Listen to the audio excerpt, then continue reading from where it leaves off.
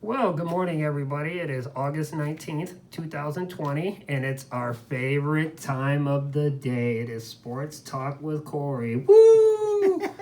I just wanted to say hello, good morning to everybody. I hope everybody's doing well. Thank you again to Activities for allowing me to speak to you for a few moments and talk some sports with you. And I thank Patty and her staff for all the wonderful work they do. We always got to show our appreciation and love to the people who make this possible. So thank you very much for that. So also, as I was dropping something, sorry about that, as I was dropping something, remember, you need to call this number, ladies and gentlemen, if you want to ask Corey a question. I don't think I've gotten any questions yet. So if it's a topic you want to talk about, if it's something's on your mind, be the first one. I always like when people like to challenge me when it comes to sports, because usually sometimes you get me on some things. So just make sure you call this extension, ask a question, and Patty will get it to me, and we'll try to answer it, or we'll debate, or we'll see who's right and who's wrong. So we'll see what happens. But anyway, that's the extension. You can get a hold of Patty. So make sure you call and ask me a question, give me a comment, let me know whether or not you like the show, something you would like to see during the show topic that you would like to cover more. Or if you want to ask me about shoes or ask me anything, I mean, I'm more than welcome to answer it. So we're going to take a few moments, and we're going to start with the show. And I hope you like it, and have a good day. Okay, my first topic will be, we are going to talk Twins baseball here. I need to vent, so this is perfect. Our pitcher Ken Maeda was going for a no-hitter, and I believe it was either in the 7th or the 8th he was doing just fine, and then they broke up his no-hitter, and we were up 4-1, I believe, in the 7th or 8th inning, and so I thought everything was going to be fine, so I turned it off. And Lord and behold, I wake up the next morning and saw the highlights, and I was appalled. We put one of our bullpen players in, and he stunk the joint up. I mean, he gave up 3 runs. So I saw that the Twins did win in the 12th inning on some late heroics. I forgot who it was, but they had a hit and they were able to bring in a run or something. But it shouldn't have been that hard. They was up 4-1. And they bring in their reliever in, I believe his name is Rogers. His name is Rogers. I forgot his first name, but he's one of the bullpen pitchers. And, oh, did he stink it up. Oh, I mean, everybody has a bad game, but, I mean, first the starting pitcher misses out on a no-hitter. And then sure enough, then we give up 3 runs in the 8th or 9th inning, and we had to have dramatics to come all the way back. So I guess it makes for a good finish, I guess. So who knows? But, so the Twins right now, record-wise, have the 3rd best record in the league. They're behind, I believe, the Yankees, the Dodgers, Los Angeles, and it's us.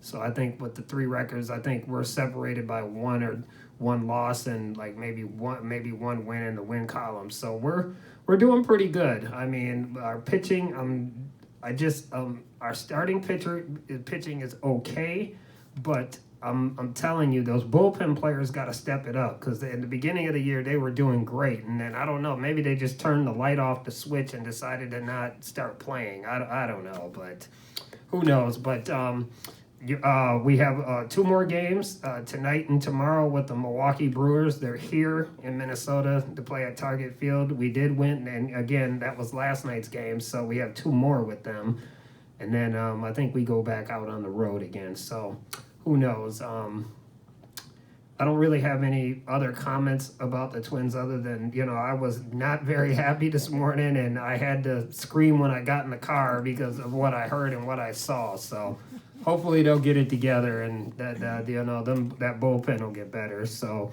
college football, it sounds like we are getting more cases on campus with COVID-19, and more players are getting COVID-19. And as you know, I'm not going to talk about too much about coronavirus, but a lot of these kids are having parties on campus, and everybody's getting coronavirus. So now the football players, depending on what's going on, are going to have to be quarantined depending on who the players are. We're starting to see more and more cases of this, so I'm hoping this is not a prelude to shut everything down. As you know, there are some conferences that have canceled the season until next year or postpone it till spring or whenever. There are a few conferences that are going to try to go and play a season.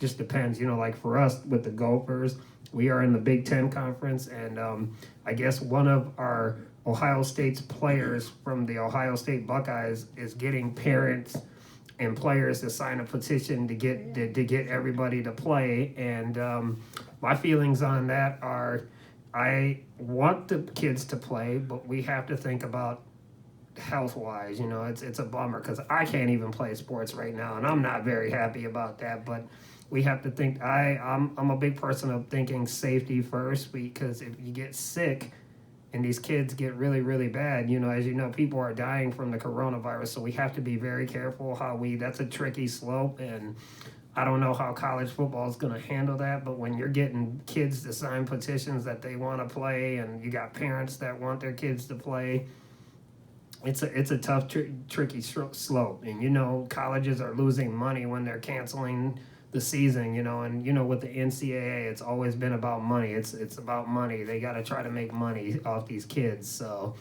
we'll see how that goes. But that's a touchy slope right now. That's kind of to be continued because, each conference is doing their own thing. So, the Big Ten is not playing. The ACC is going to play in the SEC, which is the Southern Conference Association. Their teams like Alabama, Clemson, they're out on the East Coast, so they're going to be playing their season. So we'll see how that goes. I mean, I think they all want to shut it down, but it's just, who knows. So that's to be continued. So I believe the Lynx, we'll talk Lynx basketball for a few moments. They are 7-3 overall. They won their last 2 games, but they've been beating up on teams that have not been very good.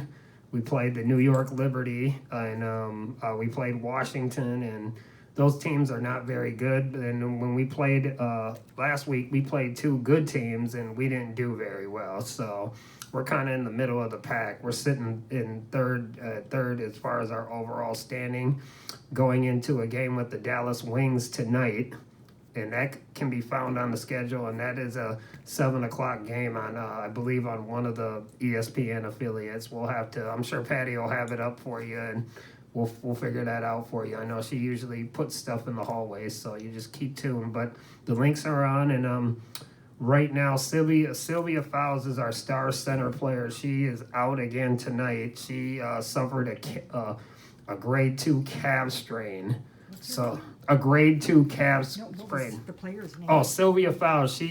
Sylvia Fowles, number 34 for the Lynx. She's the tall center on our team. I'm sorry, I got to make sure I explain that to you guys. Yeah, she's the center. She's one of our best players, and she is probably the best player on the team. So she's a center. She plays in the middle. She's really tall. You can't miss her. But she is out tonight with a calf strain, and we're hoping we can get her back. It's right now it's not looking very good. We don't know if she tore it or if she just aggravated it or whatever. But we're hoping she can get back soon so we can get her in there because we really need her inside presence. She's big and tough and rough, and we need her in there. So I'm hoping that in the next couple of games we can get her back. To stay right in the middle of the pack for the playoffs. Right now they're 7-3, so. We'll see how that goes. So, let's talk Vikings football. I was able to watch they live streamed the practice yesterday, which was Tuesday, for the Vikings, and I saw some of the rookie players, and I was kind of impressed by some of their. The Vikings say that they have one player. I forgot his last name is Dantzler. He's a rookie cornerback who plays on defense.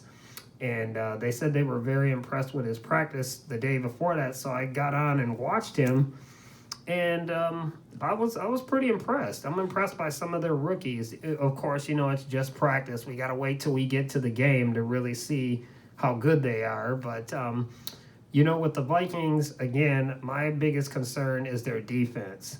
Their offense, I don't think is going to be much of a problem. It's their defense, and I'm a defensive type of guy.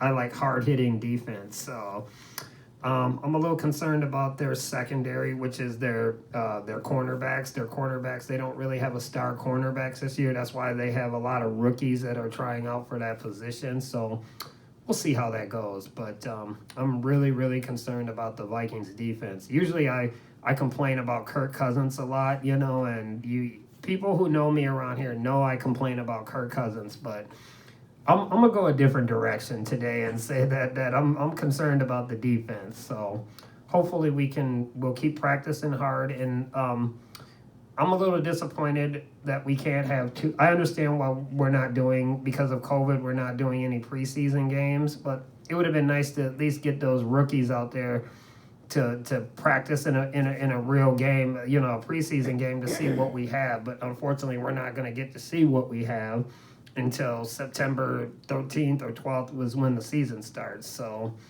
yeah, we'll see. I don't know. The Vikings are hard to gauge right now until we actually see them in a game. But Mike Zimmer says he likes what he sees. He's the head coach. He likes what he sees so far. So we'll see. We'll see how that goes. So let's see. Oh, Wild are done, so I can't really say anything about the Wild. They're out. Yeah, we're gonna do our little tears thing here. Other than that, I just want to take the moment to explain, I'm a guy who loves sports, and I think all the residents here that watch this and know me know I love sports. It's been tough for me not only to not be able to play, but to see, not to be able to see all the sports with fans. I'm big with fans. It's nice to watch a game and see thousands of fans screaming in the seats, and we don't have that. And that's, again, I want to explain that's a new norm for me. I've been watching, the NBA started their playoffs and started everything. And for me to watch sports, whether it's Twins, basketball, or whatever, it's just weird not to see anybody there. It's just, it's tough. And I'm sure the players are having a hard time adjusting to it. But I understand why they don't have fans there, but it's a tough go for me. I'm happy sports is back. At least to see the players out there playing is nice. So you can't really take that for granted. So I just It's just flat like yeah, that. yeah. It's just exactly, and for me it's been tough because I'm excited. I love sports. Again, I love sports, and I would be lost without sports. So, because there ain't really nothing else to do, for me. I love to watch the games. So I'm hoping at some point we can get back to some normalcy. I think with football, the NFL coming up, I know some teams are not going to have fans, but I think some teams are going to try to put a few fans in the stands, like maybe 25%. But here's the kicker. If you're going to put 25% of fans in the stands, who gets first dibs to get in the stands? I mean, who are they going to put in there? Are you going to put ticket holders in there? Are people going to have to draw, numbers or something to see who goes? Because everybody's going to want to go. How do you solve that problem? And you don't want no fights to break out.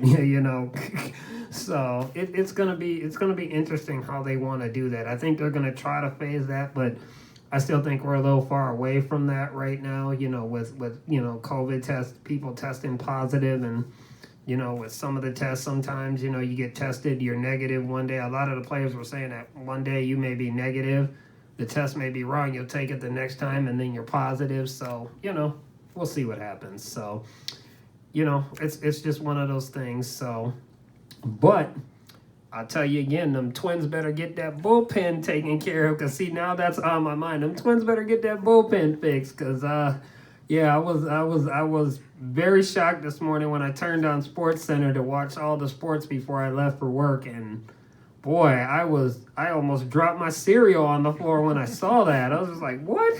Because you know how it is. A team is up by 3, 4, 5 runs. You think, okay, they got this game, so whatever. I'm gonna turn it off or whatever. And then you turn it back on. Either they're tied, or they lost the game, or something happened, and it was shocking for me. Luckily, they won the game, so we'll take it when we can get it. So. I think that's pretty much all I have for today. I just wanted to say thank you again. I was off a couple days, so maybe that's why you didn't get to see me the other day. So I do apologize for that. I was off, so I wasn't able to be with you. But the good thing is we're here together now, and we got to spend some time together, and I appreciate it. And I look forward to seeing you next week with Sports Talk with Corey. It's your host, Corey, and I'm going to sign off for the day. Have a good, blessed day now. Bye-bye.